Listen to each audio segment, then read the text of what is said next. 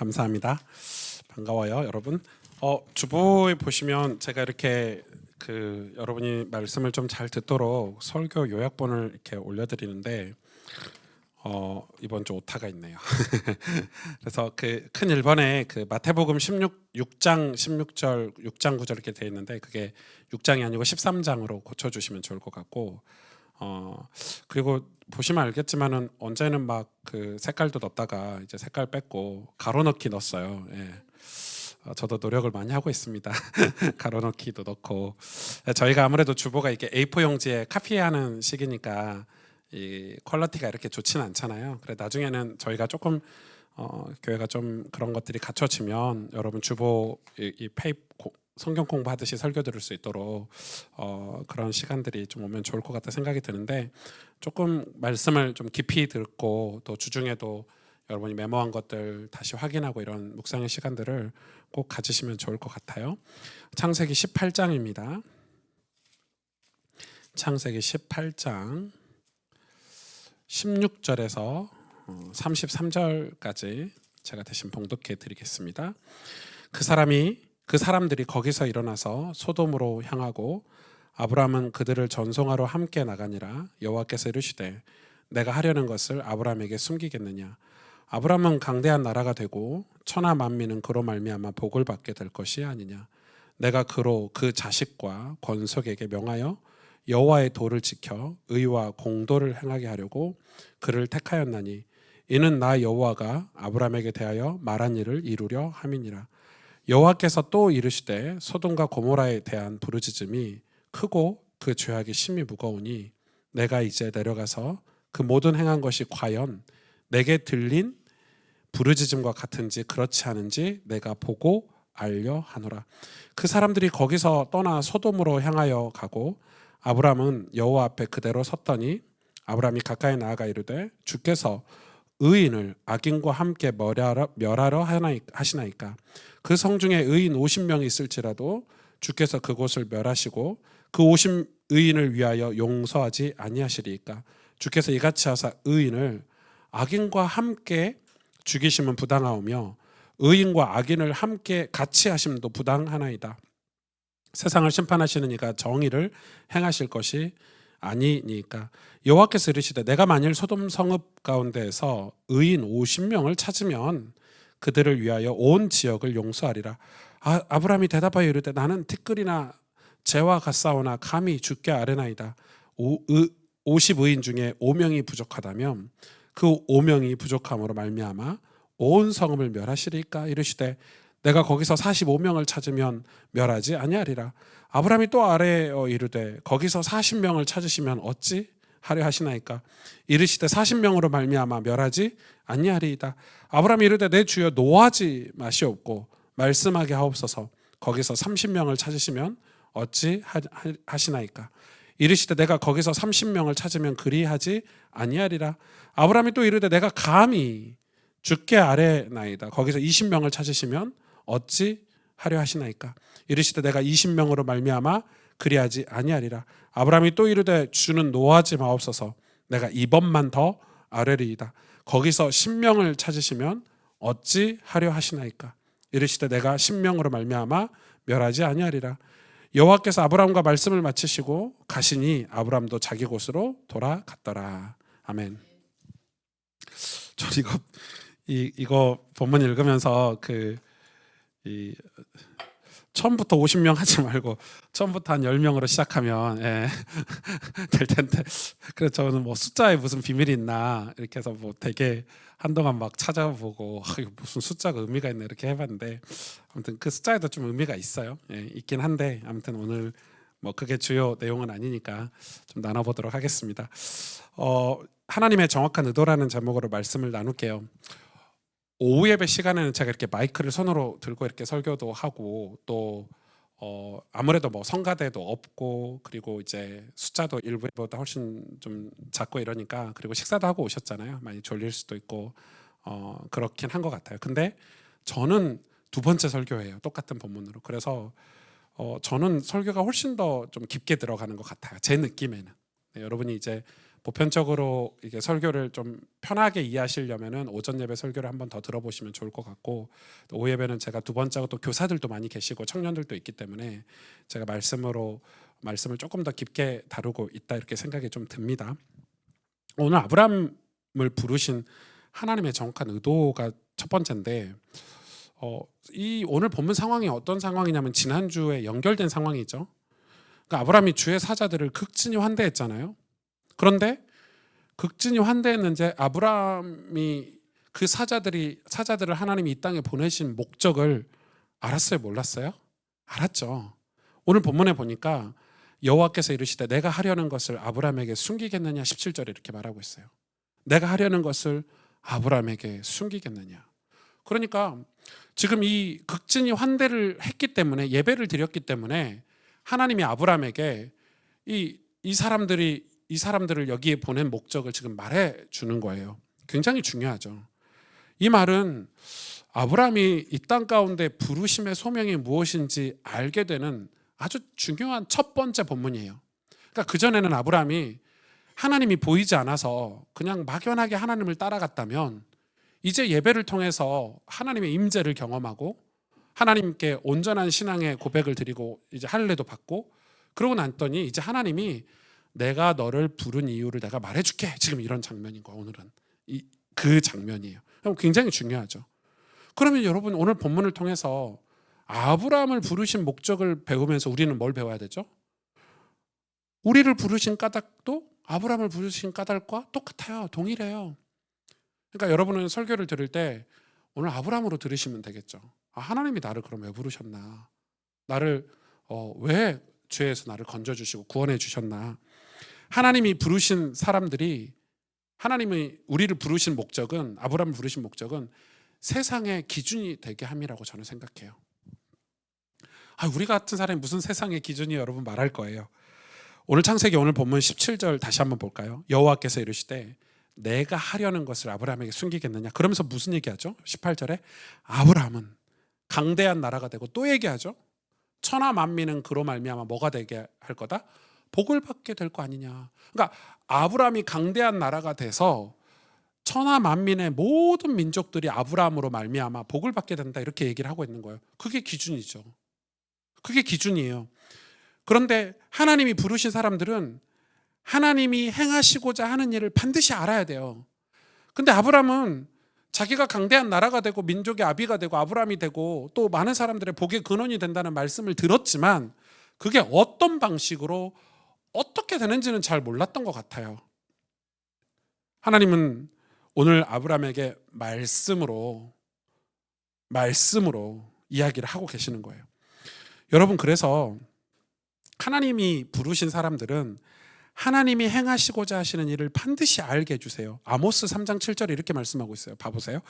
주 여호와께서는 자기의 비밀을 그중 선지자들에게 보이지 아니하시고는 결코 행하심이 없습니다.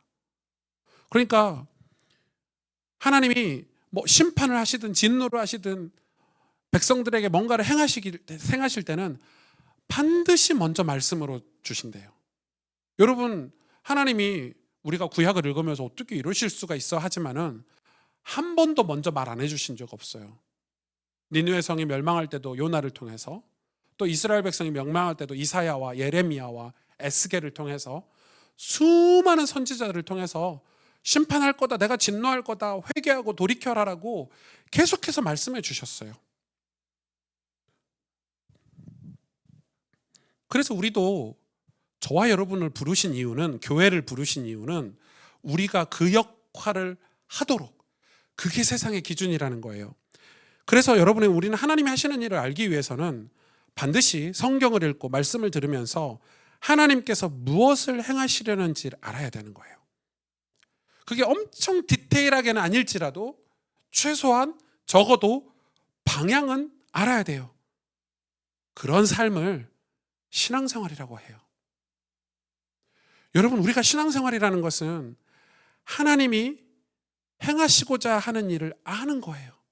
다시 말해서 하나님의 뜻을 깨닫고 발견하는 게 신앙생활이에요. 그게 우리의 목적이에요. 방향이고. 그런데 하나님과의 관계가 되어 있지 않으면 우리의 예배가 온전하지 않으면, 우리의 마음이 하나님을 향하고 있지 않으면, 우리가 온전하게 신앙생활을 하지 않으면 하나님이 우리를 통해서 그 행하신 뜻을 말해주시나요? 말해주시지 않게 돼요. 말을 해주셔도 못 알아먹어요. 이사야 6장 9절 10절에 이스라엘 백성을 하나님이 부르신 이유가 있잖아요. 이 세상의 기준이 되게 하시려고 부르셨는데, 복이 되게 하시려고 부르셨는데, 너희가 듣기는 들어도 깨닫지 못할 것이요 너희가 보기는 보아도 알지 못하리라. 이 백성들의 마음이 완악하여져서, 마음이 완악해졌대요. 그 귀는 듣기에 둔하고 눈은 감았으니 이는 왜 완악하여졌는지를 설명하는 거예요. 10절에 이는 눈으로 보고 귀로 듣고 마음으로 깨달아 돌이켜 내게 하나님께 고침을 받을까 두려움이라. 그러니까 이스라엘 백성들이 지금 마음이 완악해졌는데, 마음이 완악해진 이유가 뭐냐면 하나님 뜻대로 살까 봐. 그러니까 완전 타락한 마음이라는 걸 지금 표현을 하고 있는 거죠. 그러니까 하나님과 관계도 안 돼 있고 하나님께 온전하게 환대하는 마음이 아닌 이스라엘 백성은 선지자의 역할을 감당할 수 있어요? 없어요? 없죠. 예언자적 삶을 살 수 있어요? 없어요? 없죠. 그래서 이스라엘 백성을 통해서 하나님이 세상에 심판하겠다, 회개하고 돌이켜라라고 메시지를 전해야 되는데 그걸 못했다 이 말이에요. 우리가 하나님의 말씀을 듣고 행한다는 것은 예언적인 삶을 산다는 거예요. 선지자적 삶이라고 그러거든요. 여러분, 선지자는 이 세상이, 하나님이 이 세상에 행하시고자 하시는 일을 미리 가서 얘기해 주는 거예요. 여기가 망할 거다, 하나님 진노할 거다, 그렇게 살아서는 안 돼, 이렇게 말하는 거예요. 그게 선지자적 삶이에요. 그게 예언자적 삶이에요. 그러면 그런 역할을 감당하려면 이 땅에 그 역할을 감당하게 하기 위해서 하나님이 먼저 부르셨다는 거예요. 저와 여러분을. 교회는 선지자적 위치에 있어야 돼요. 그래서 저는 교회가 정치라든지 어떤 특정 집단과 결탁하는 걸 저는 부정하는 사람이에요. 왜 부정하죠? 그럼 우리가 그 사람들이 죄를 지었을 때 선지자처럼 예언을 하지 못해요. 그게 진보든 보수든 똑같아요. 교회는 정경합일이 일어나서는 안 되는 곳이라고 생각해요. 정치와 교회가 연합을 해서는 안 돼요. 여러분, 목사도 똑같아요. 물론 저는 성도님들하고 친하게 지내고 싶어요. 그런데 어떤 선이 있어요. 거리가 있어요. 근데 그 거리를 저는 처음에는 좀 섭섭하고 서운한 마음도 있었거든요. 나도 놀고 싶은데 뭐 이런 마음이 있었는데, 근데 그게 왜 그러냐면 그 이야기를, 하나님의 말씀을 그대로 전하지를 못하는 거예요. 왜? 너무 친하면 말해주고 싶어도 말 못해줄 때가 있거든요. 그러면 그 목사도 문제가 되겠지만 그 성도도 피해를 보는 거예요. 똑바로 살아라, 그렇게 살면 안 돼요, 장로님, 권사님, 그렇게 신앙생활 하면 안 돼요, 하나님 말씀해 보니까 그건 올바른 일이 아니에요 라고 말을 해줘야 되는데, 근데 너무 친해서 그 말을 못 해주면 그럼 그건 선지자적인 역할을 못하는 거죠. 여러분, 굉장히 중요하죠. 그런데 또 이것도 있어요. 선지자적 역할을 해야 되는데 내가 부패했어요. 이스라엘 백성처럼 내가 타락했어요. 하나님을 예배하지 않고 하나님 말씀이 내 안에 살아있지 않아요. 그러면 어떡해요? 겉모양이 아무리 선지자고 겉모양이 아무리 거룩해도 그건 또 하나님의 뜻을, 말씀을 세상에 전할 수 없는 그런 상황이 돼버리는 거예요. 마태복음 13장 16절에 그러나 너희 눈은 봄으로 너희 귀는 들음으로 뭐가 있도다? 복이 있도다. 마태복음 13장 9절에 귀 있는 자는 들으라 하시니라. 예수님이 제자들에게 천국을 말해주는 거예요. 여러분, 예수님이 제자들에게 천국을 얘기해 주는데 그 천국을 얘기하기 전후로 예수님이 자꾸 뭐라고 얘기하냐면 제발 귀 있는 자는 들을지어다. 너희가 듣고 복이 있다, 너희가 눈으로 보고 복이 있다, 이렇게 얘기하는데 세상 사람들이 그 천국 말씀을 들었습니까? 못 들었죠. 왜요? 왜 못 들었죠? 죄에 찌들었잖아요. 세상에 찌들었잖아요. 우리 마음에 하나님을 향하는 마음보다 세상을 향하는 마음이 더 컸기 때문에 천국 얘기, 그 좋은 천국 얘기를 아무리 해줘도 사람들은 거부하고 오히려 짜증내고 분내고 화내고, 그래서 예수님을 십자가에 못 박혀 죽여버렸잖아요. 듣기 싫다 이거죠. 아무리 좋은 천국 얘기를 얘기해줘도 죄에 찌들어 있으면 들을 수가 없어요. 아브람도 여러분 예전엔 그랬어요. 마음이, 관심이 다른 데 가 있었기 때문에, 그래서 하나님께서 말씀하셔도 이해하지 못하고 또 보지 못했어요. 그래도 아브라함을 하나님이 예뻐하신 게 히브리서에 보면 보지 못했는데, 이해하지 못했는데 순종하고 따라가서 아브라함을 예쁘다고 한 거예요. 우리도 그런 때가 있고, 그렇죠?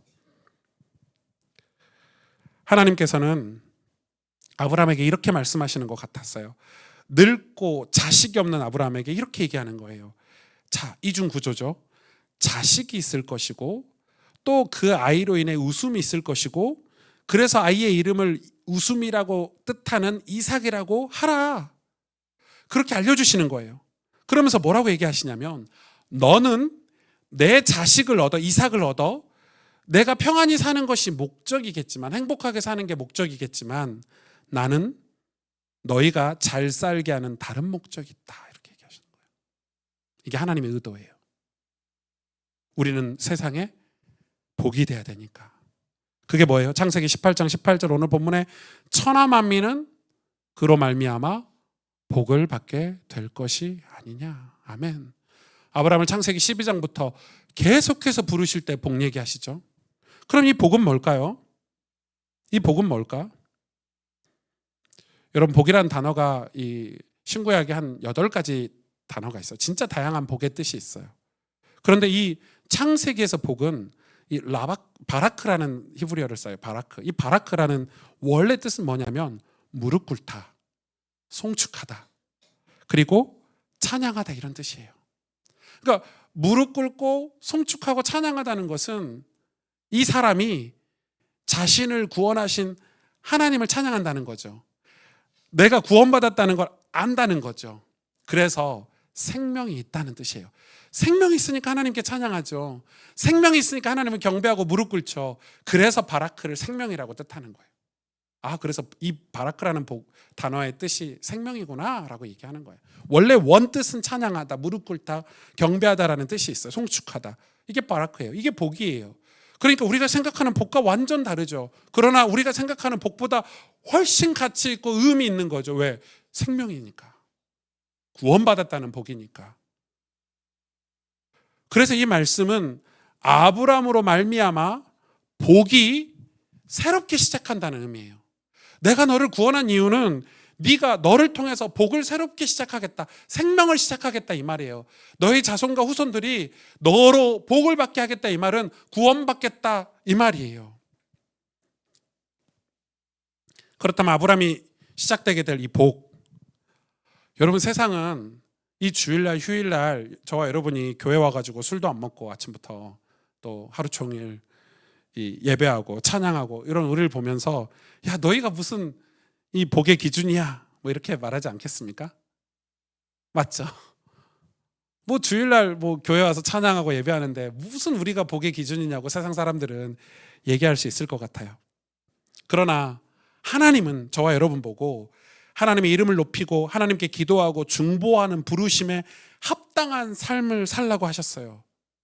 우리 보고 타락하고 멸망할 이 땅을 위해 기도할 수 있는, 하나님 부르심에 선지자적인 삶을 살 수 있는 합당한 삶을 살라고 말씀하시는 거예요. 그게 19절에 나와 있어요. 그 복된 삶을 살기 위해서는 어떻게 살아야 될지 19절에 내가 그로 그 자식과 권속에게 명하여 여호와의 도를 지켜 의와 공도를 행하게 하려고 그를 택하였나니.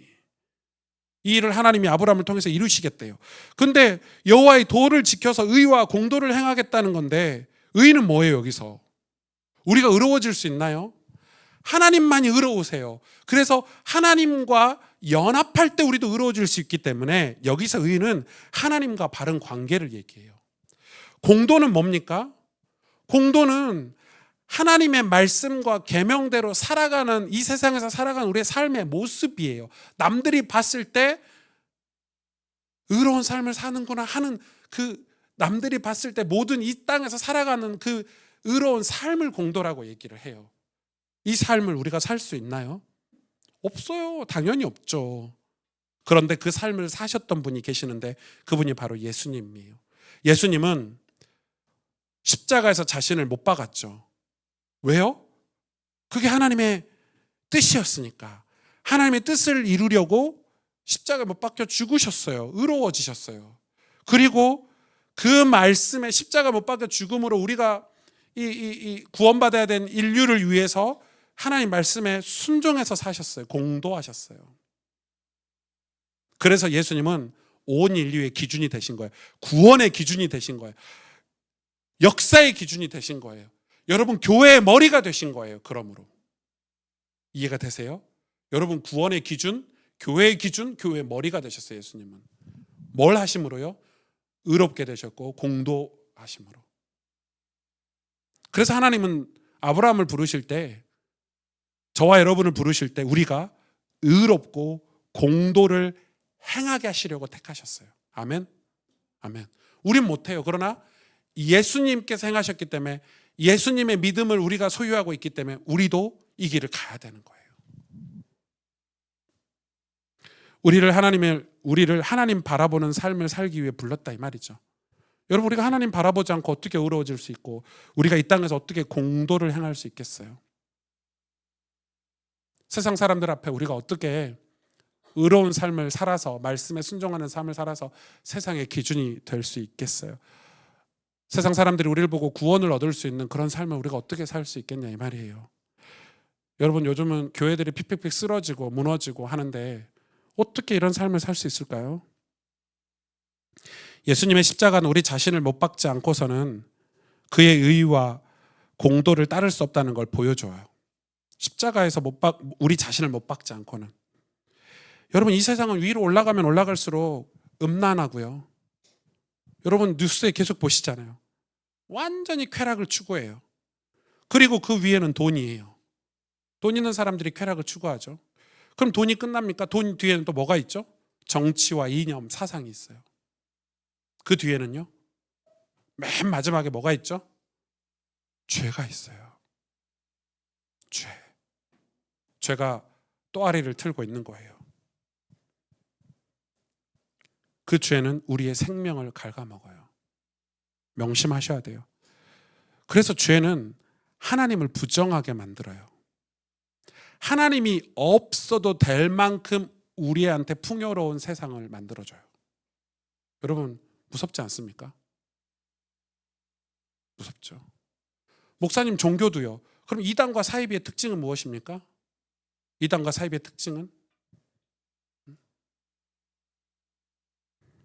하나님이 없어도, 예수님이 없어도 이런 거예요. 목사 입장에서 제가 나는 우리 교회가 진짜 부흥되면 좋겠어. 우리 교회가 성장했으면 좋겠어. 내가 막 열심히 사역하는데 나는 하나님과의 관계가 없어.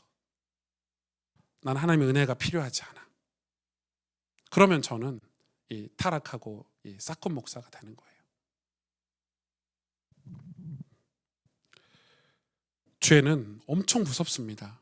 양의 탈을 쓰고 세상의 풍요로움과 화려함을 뒤집어 쓰고 여러분한테 나타나기 때문에, 그래서 여러분 신앙을 점검할 수 있어요. 내가 하나님하고 지금 멀어져 있다. 그걸로 점검할 수 있는 거죠. 그래서 지금도 죄는 하나님이 필요 없는 세상을 계속 만들어내요. 정말 속지 말아야 되는데.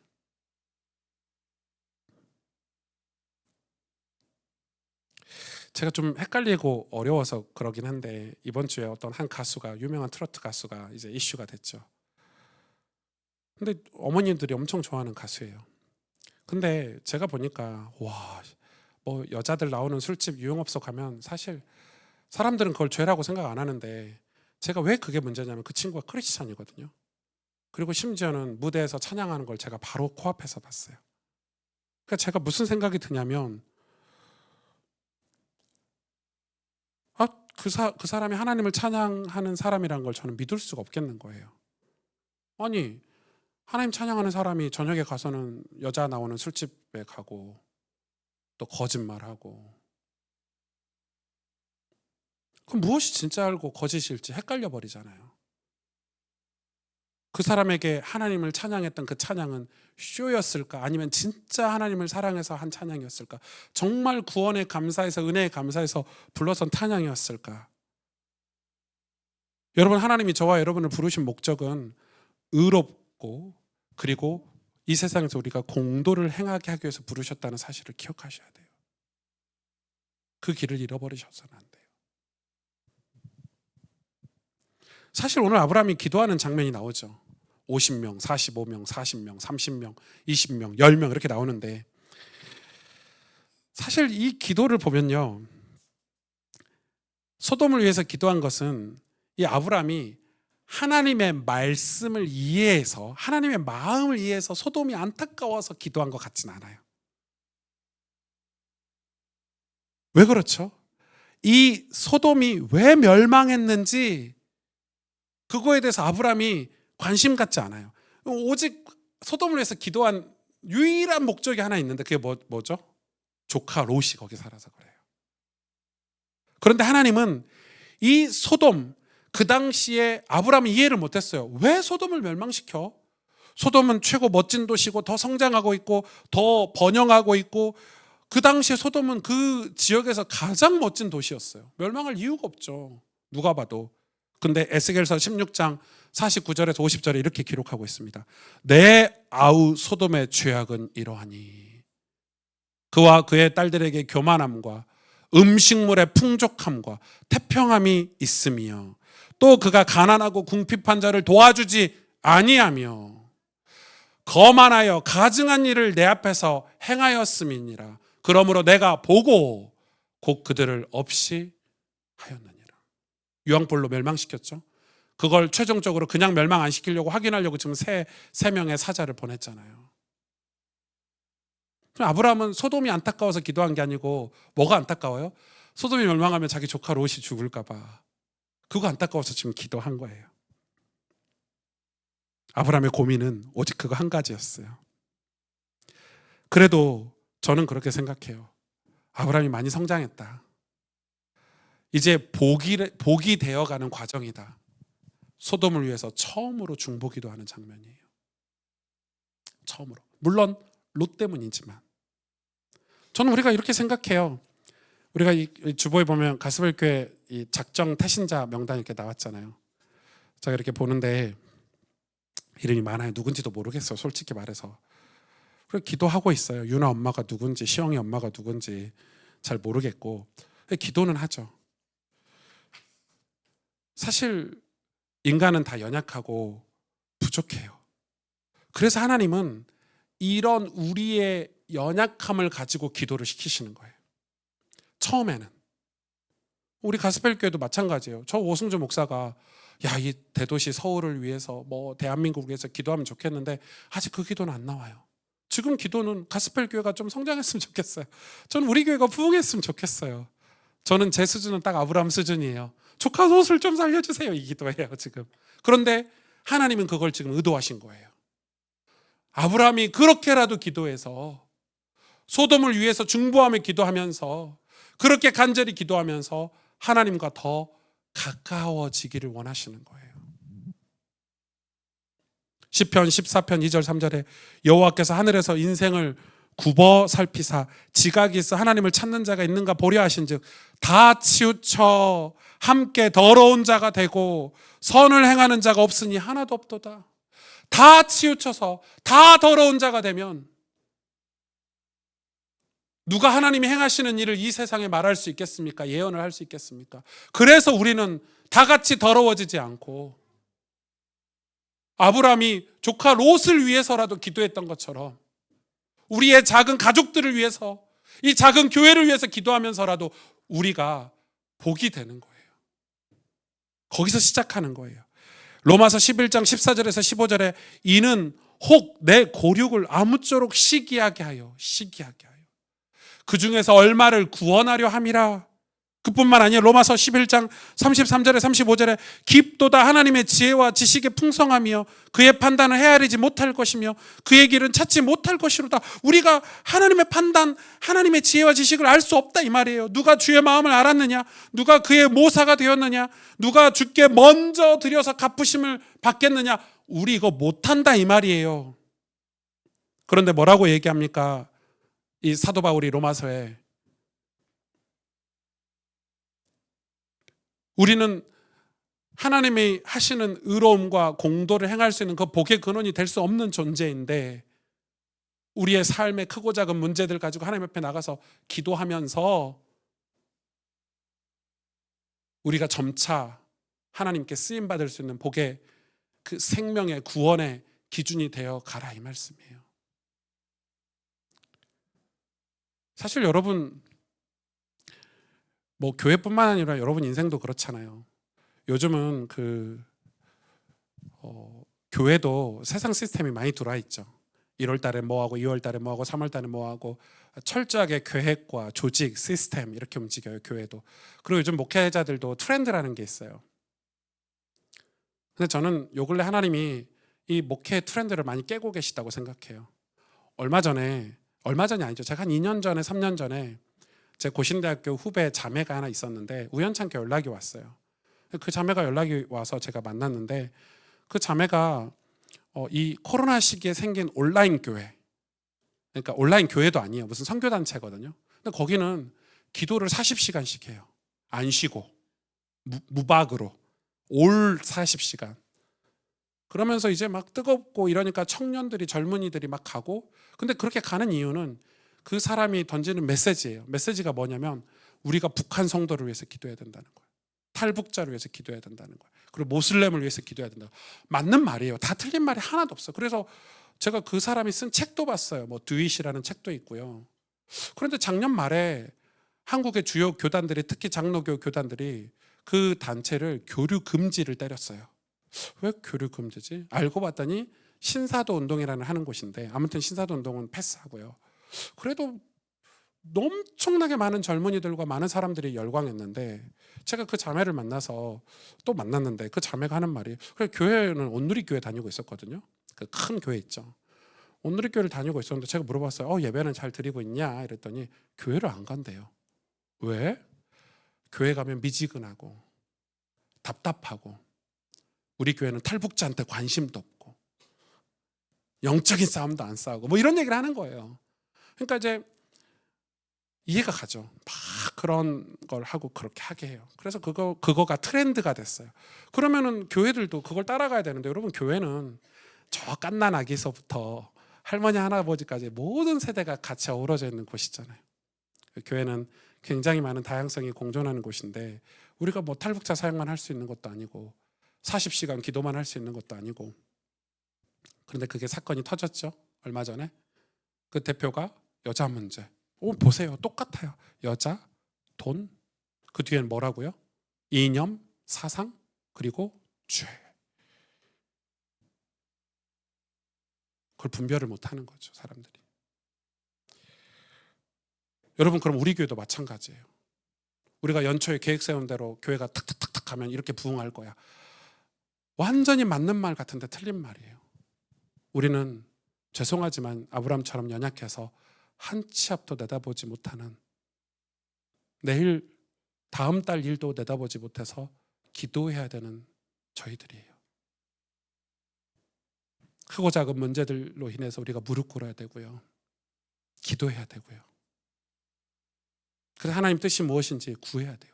전 진짜 우리 교회가 어떻게 갈지 잘 모르겠거든요. 저는 책도 많이 보고 공부도 많이 하잖아요. 그렇지만 교회, 한국 교회 트렌드, 미국 교회 트렌드 다 파가고 있어요. 근데 내 마음대로 되는 게 없어요. 그냥 작은 문제들, 그냥 여러분이 마음 담고 기도하는 이 영혼들, 여러분 우리가 기도하지 않고 어떻게 교회가 믿음의 길을 하나님이 기뻐하시는 그 복의 길을 갈 수 있겠습니까? 우리는 조금만 돈만 생겨도 죄를 짓는 사람이고 우리는 조금만 풍요로워도 하나님을 떠나는 연약한 사람들인데 소돔이 왜 망했습니까? 풍요로워서 망했습니다. 소돔이 왜 망했습니까? 거만해서 망했습니다. 가난한 자를 돕지 않아서 망했습니다. 우린 조금만 물질이 있어도 하나님에게서 멀어집니다. 아유, 이제 우리가 알아서 살게요, 이럽니다. 기도하지 않고 믿음의 길을 갈 수가 없습니다, 여러분. 저는 그래서 하나님 사랑하시는 사람에게 기도할 수 있는 제목을 주신다고 생각해요. 아픔이죠, 아픔. 여러분, 기도할 수 있어야 돼요. 그래야 하나님을 가까이 할 수 있고, 하나님을 가까이 해야 하나님의 마음을 알 수 있어요. 하나님이 소돔과 고모라에게 심판하고 싶지 않으셔서 몇 번 확인하시잖아요. 그런데 우리는 여전히 우리의 머리를 굴려요. 우리의 경험으로 판단하고 세상의 기준으로 신앙을 가지려고 해요. 그래서 하나님의 역사하심, 성령의 역사하심, 놀라운 구원의 기적을 맛보지 못하는 거예요. 여전히 구원이 우리의 머리로만 이해되고 있어요. 여러분, 구원이 어떻게 우리의 머리로 이해될 수 있고 행해질 수 있겠습니까? 천하 만민이 복을 받으리라 아브라함이 믿지 못하는 거예요. 그래서 하나님은 아브라함에게 기도를 시키는 거예요. 천하 만민의 복이 되라고 하신 말씀, 여러분 믿으시길 축복합니다. 예. 우리가 잘났든 못났든 그 문제가 아니에요. 우리가 구원의 기준이 되고, 우리가 예수님과 함께함으로 의롭게 되고, 또 예수님의 말씀에 순종함으로 공도를 행함으로 우리가 구원의 기준이 되길 원하시는 거예요. 그것 때문에 부르셨어요, 하나님이. 그래서 사도 바울은 저와 여러분 보고 그 길이 있는데 날마다 은혜를 받아야 된다고 강조했어요. 바울이 날마다 은혜를 받아야 된다고 강조했어요. 그게 하나님의 방법이라는 거예요. 로마서 12장 2절에 너희는 이 세대를 본받지 말고 오직 마음을 새롭게 함으로 변화를 받아 하나님의 선하시고 온전하신 뜻이 무엇인지 분별하도록 하라. 그래서 마음이 새로워지는 은혜, 마음이 하나님 사랑으로 하나님 은혜로 가득 채워져야 우리가 분별할 수 있고 하나님 뜻이 무엇인지 알 수 있다, 이 말이에요. 그래서 바울은 매일 예배하라고 그랬어요. 매일 예배드리라고 그랬어요. 아브라함이 하나님의 의도를 알고 기도했던 깨달음의 시간은 바로 예배 시간이었잖아요. 그렇죠? 하나님께 환대했잖아요. 하나님께 환대한 그 예배 시간에 하나님은 아브라함에게 당신의 행하실 일을 알려주셨잖아요. 예배 드리셔야 돼요. 예배 드릴 때 우리가 하나님의 뜻을 알 수 있어요. 하나님의 의도를 알 수 있어요. 우리는 예수님을 믿어도 선한 사람이 될 수 없어요, 본질적으로. 자꾸 여러분, 난 다 알아. 하나님 뜻이 뭔지 알아. 하나님 계획이 뭔지 알아. 이렇게 말씀하시는데 되게 무서운 말이에요. 우리는 예수님을 믿어도 선한 사람이 아니에요. 우리가 다른 사람보다 선해서 믿은 게 아니고 내 안에 선하신 예수님이 계셔서 우리가 믿는 것뿐이에요. 그래서 우리는 매일 은혜를 받아야 돼요. 매일 선하신 예수님을 찾아야 된다, 이 말이에요. 그래야 우리가 이 땅에서 공도하며 살 수 있어요. 그래서 여러분, 말씀을 오늘 좀 정리하고 적용해 보겠습니다. 내 삶 속에서 하나님의 의도를 알기 위해서 말씀을 듣고 이해하는 시간을 반드시 가지셔야 합니다. 아멘. 예. 제가 자랑은 아닌데 다음 주에 저희 학교에서 조그만 학술 대회를 하는데 제가 발표를 하거든요. 그래서 조그만 이제 논문이 이렇게 길면 한 파트를 제가 미리 써서 이제 교수님들께 이제 학술대 때 발표를 하고 교수님께 피드백 받는 거예요. 제가 발표한 내용이 허대전 선교사에 관한 거예요. 이 홀드 크로프트라는 선교사인데 아직 한국에 밝혀지지 않은 선교사에 대해서 제가 한 13페이지 정도 이 자료를 한 2달 정도 정리해서 발표를 해요. 근데 내용이 좋으셨는지 교수님께서 부경학술지라고 이제 부산 경남 지방의 고신측 그 잡지에 제 글이 올라가요. 기분이 너무 좋더라고요. 그래서 이제 그것 때문에 한 달 가까이 일주일에 하루 내지는 이틀 정도 밤을 샜어요. 제가 제 자랑하려고 하는 게 아니고 할 때는 진짜 힘들어요. 점 하나 찍는 거 분명히 완벽하게 다 오타 봤는데 그리고 제출하고 나면 점이 하나 안 찍어져 있거나 뭐 이런 게 있어요. 논문은 실수가 있으면 안 되거든요. 제가 정말 힘들게 하고 할 때는 괜히 했나? 안 한다 그럴 걸 뭐 이랬는데 이제 이 원고를 제출하고 이제 편집실에 제출하고 제 원고가 이제 나오고 나니까 기분이 좋아요, 안 좋아요? 기분도 좋고 제 실력도 이렇게 늘어났어요. 제가 2달 동안 그 허대전 선교사를 팠거든요. 근데 허대전은 저보다 더 전문가 없어요. 허대전이 어디에 태어났는지, 몇 년도에 한국에 왔는지, 이 사람이 누구랑 결혼했는지, 한국에서 무슨 일을 했는지, 독립운동은 어떻게 했는지, 한국에 어떤 영향을 끼쳤는지 머릿속에 완전히 깨고 있어요. 제가 왜 이야기를 하냐? 신앙생활을 그렇게 해야 돼요. 뚫어내야 돼요. 하나님의 의도는 아무것도 모르고 수박 거달기식으로 교회 왔다 갔다 하면은 신앙의 기쁨도 없고 즐거움도 없고 보람도 없고 하나님 뜻도 모르고 그냥 사람들 말에 휘둘리고 저 말에 휘둘리고. 그래서 저는 성도들도 잘못하고 있다고 생각해요. 이단 사이비 가고 뭐 이상한 데 가고 이런 사람들도 자기가 없는 거예요. 분별할 능력이 없는 거예요. 하나님이 기뻐하신 뜻이 뭔지를 알 수가 없는 거예요. 사도 바울이 얘기하잖아요. 왜 그렇죠? 하나님을 향한 환대가 없으니까. 온전한 예배를 드리지 않고 하나님 말씀을 뚫어내는 기도를 하지 않으니까. 기도 생활 없이 어떻게 영적인 충만함이 나에게 있을 수 있겠어요? 불가능하죠. 살을 빼려고 해도 그 살 빼는 그 극한의 상황까지 가야 살이 빠지고, 그렇잖아요. 공부를 하려고 해도, 기술을 배우려고 해도 어떤 과정을 다 통과해야 기쁨이 있는 자리, 남들을 가르칠 수 있는 자리, 기준이 되는 자리, 복이 되는 자리에 갈 수 있는데, 우리 신앙은 밑바닥에서 계속 돌고 있는 거예요. 그래, 누가 이 말하면 상처받고, 누가 저 말하면 기분 나쁘고, 뭐 교회를 가니 안 가니 뭐 이런 식인 거예요. 왜요? 한 번도 성경을 뚫어본 적이 없어요. 제가 왜 여러분에게 지금 성경 얘기를 계속 강조하죠? 한 번도 말씀을 제대로 공부해 본 적이 없어요. 그러니까 몰라. 모르는데 난 크리스찬이야. 그러니까 세상에 복이 되는 게 아니라 공해가 되고 있는 거예요. 교회가, 크리스찬들이. 복음 전하는 아름다운 선지자, 예언자적인 삶을 사는 크리스찬이 여러분 되시기를. 우리 그런 꿈 가지고, 우리는 할 수 없지만 예수님이 내 안에 계시니까 우리도 거룩해지고 의로워지기 위해서 애쓰고 노력하고, 우리 가정에서, 직장에서, 여러분 삶에서 구원의 기준이 되는, 난 저 사람 때문에 예수님 믿을 거야.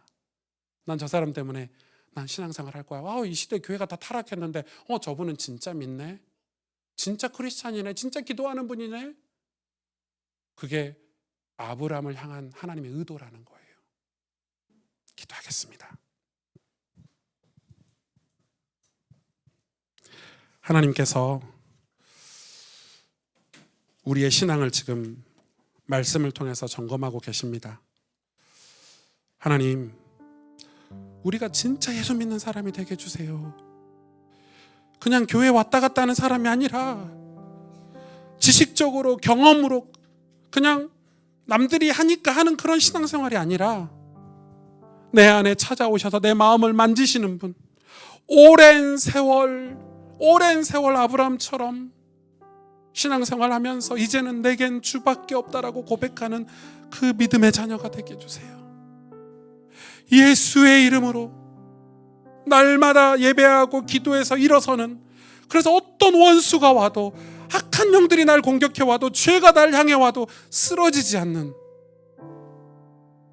복의 근원이 되게 해주세요. 복이 되게 해주세요. 주님, 그런 은혜를 우리에게 허락해 주세요. 우리 하나님 앞에 간절히 기도하도록 하겠습니다. 하나님 아버지 감사합니다. 주님,